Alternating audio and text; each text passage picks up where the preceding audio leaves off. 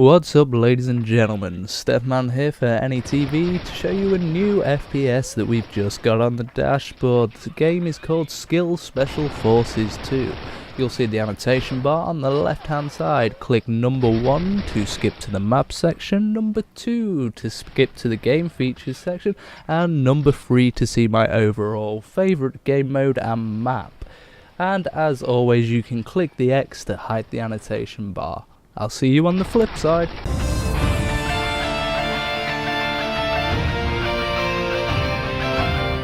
So maps, you want maps? Well, Skill has maps. It has 13 maps in total at the minute and receives new maps regularly by patches. So let's have a look at a few of the maps. You've got Building Site, you've got Cathedral, Coal Poison, Dam, Desert Camp, Hangar, Hexa, Hospital, Missile, Power Station, Russian Factory, Ryokan, Satellite, Shanghai and Station. That is a large variety of maps, so you've got everything there from hospital environments to office environments, desert environments, urban environments. What more could you ask for? Because let's face it, who doesn't like a little bit of map variety? How boring is it to play the same map over and over? And one of the interesting things about this game is some of the maps feature destructible terrain, which you'll see a hell of a lot in section 3, which highlights my favourite map, which is Hexa. So look out for that.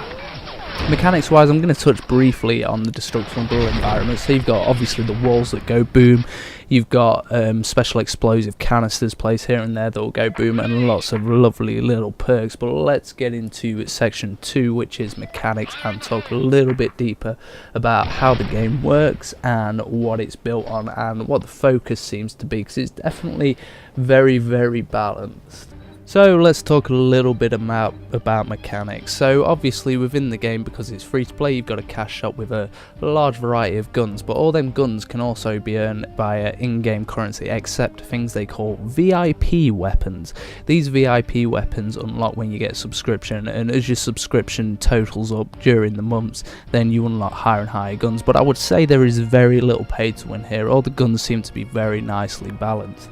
There's a few that I'm a little bit iffy about, such as the P90, which doesn't seem to have quite enough kick for me, but overall they've done a really good job of balancing the weapons, because weapon balance is one of the hardest things in any FPS. So let's look at one of the other sort of cash shop items that you can get within the game. This is the capsule market. The capsule market is basically a lucky box like you get in any other game.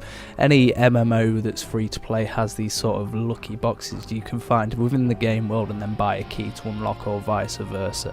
So these really just seem to offer a lot of cosmetic stuff. So like you can get the gold M4A1 Supreme and the RPK74 Drake, which is basically a really weird sort of sharky pattern at the put onto it.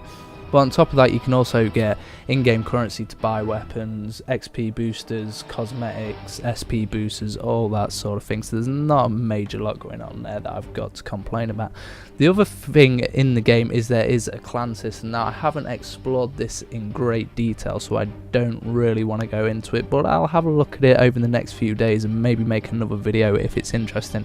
But I expect it is the standard clan system you would find in any sort of online FPS game. So let's get into section 3, which features my favourite map ever. This is what makes this game so fun for me, because this is something that I've never seen in an FPS before. It's like spleefing in Minecraft with guns and power-ups. How cool is that? So let's have a little look at the video footage and we'll talk a little bit about my favourite game mode. So Hexa, what the hell is Hexa mode? I bet you've got no idea, because I've not seen this in an FPS before. It very much reminds me of spleefing in Minecraft, as funny as that sounds. Basically how the level works is you've got 3 planes, and each of these planes is made of glass hexagons essentially, and as well as just killing the player outright with a pistol, you can shoot these hexagons and break them, and it basically breaks like glass and the player will fall through to the next level.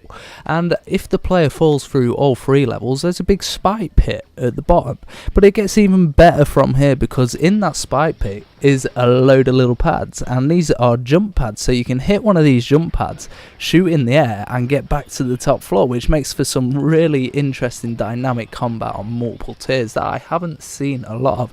Battlefield 3 does a little bit of it, but this is just all out crazy. It's just an amazing game mode that's very, very unique and gets me very, very excited.